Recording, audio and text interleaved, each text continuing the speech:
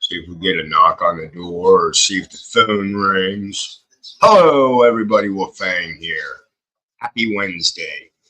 Today's August the 14th, and guess what that means? Here in Cincinnati, Ohio, the kids went back to school. Some of them are dragging their feet, some of them are crying, some of them are happy. It's a bag of emotions. Uh, back when I went to school just so I could see my friends. That's why I went to school, not to learn.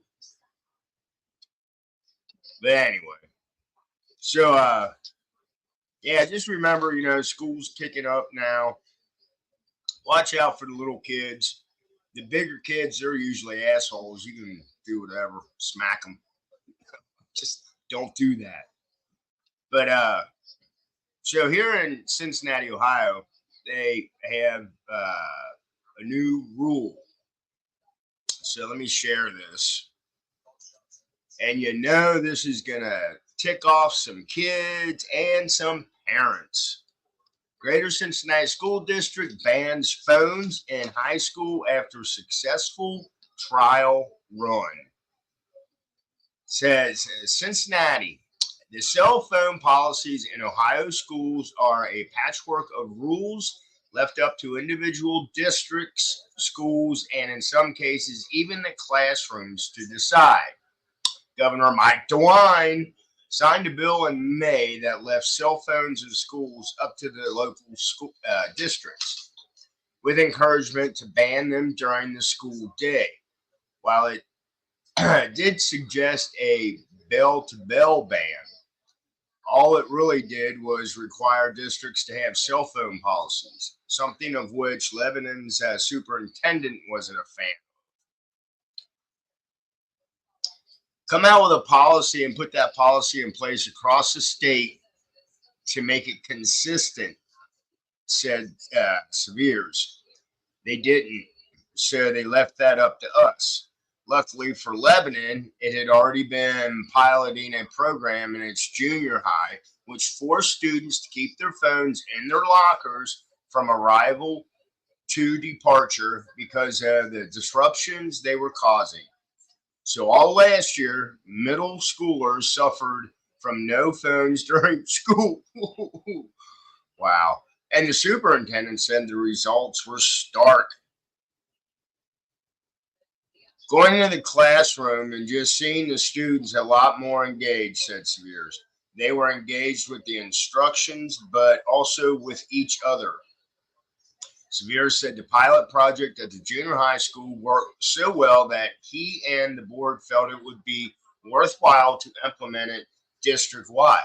So when students at the high school return to class and the lights go on, the cell phones will get turned off.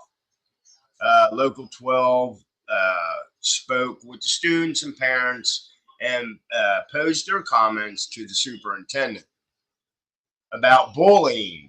Can they still text that person when they're home or on the bus? They could still text that person. What?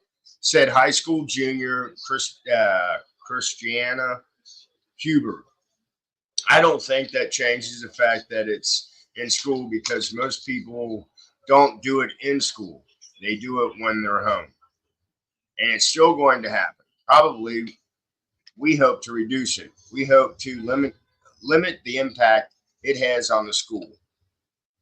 Okay. About personal responsibility. Ooh, there's one. Personal responsibility. There's a concept. Here's the expectation. Is these are the standards, said parent Justin Ilm. If you mistreat that, then there's consequences for it. I think that it's a valuable lesson than locking the phones away and saying they can't use them.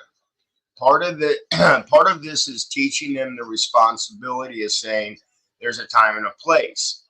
If the research is clear that distractions impact the ability to learn information, we exist for our kids to get an education, said Sears.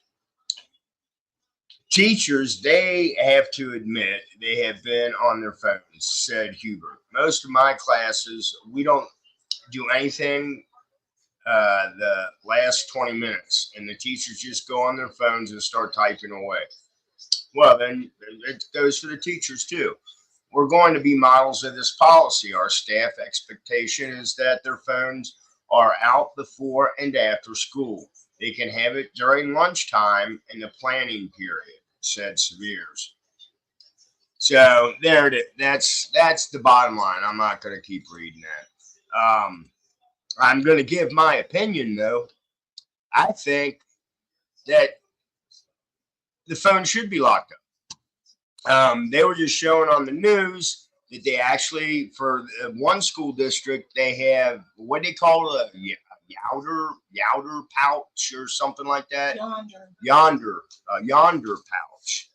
That kids put their phone in that, and it gets locked somehow, and that's at the beginning of school, and then they get it at the end of school. And the parents are like, well, what if I need to get a hold of my kid? Call the school. It's easy. Some people make the simplest things so difficult. It's unbelievable. No, and I do believe that phones are a distraction for kids at school. They're there to learn what gender they want to be. Oh, that's a different classroom, isn't it? But anyway, seriously. And that's something else, some of the bullshit they're teaching. Let's get back to the basics. Reading, writing, and arithmetic. And true history, real history, not history you want to make up or history you want to change. So, like I said, that's my opinion. But anyway, I hope everybody has a great Wednesday. I'm getting hungry. I think we're having nachos, taco nachos with lots of cheese and onions and lettuce and tomatoes. And I'm drooling. Anyway, this is Wolfang. Y'all have a great Wednesday. Blessed be, stay safe, and I'll bullshit with you later. Bye.